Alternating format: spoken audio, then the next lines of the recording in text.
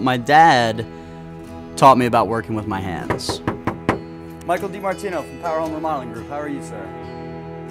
There was just something about being outside and working up a sweat, and when the results are really tangible, you can take a lot of pride in that. You can point to something and say, I did that. Yeah, a lot of action today, right?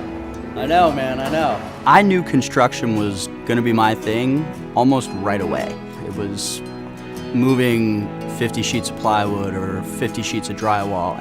And I had a mentor who was the most patient Zen carpenter that ever lived. He never treated me like a dummy for not knowing something. He raised me up. In my 20s, when I got into construction, I hopped from job to job. I floundered a bit, and I needed a steady gig. The Dutch lap is just going to be this consistent all the way through. Oh, it's the Dutch lap. When I first started working at Power, I wasn't looking for opportunity. I was looking for a job. There was a lot to learn here, and there was a lot of people to learn from. Then work became my focus. I started to develop a passion for this kind of work, which is something I had yearned for all that time before in all those other companies and all those other positions, all those other jobs. And it was awesome. Becoming a project manager at Power was a natural progression for me because the job required meeting with homeowners and explaining things, measuring windows for production.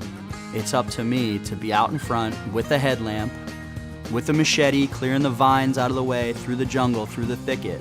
That's my job, and I relish it. What I love about my job is being the boss. I'm the one who people come to for advice, questions about things.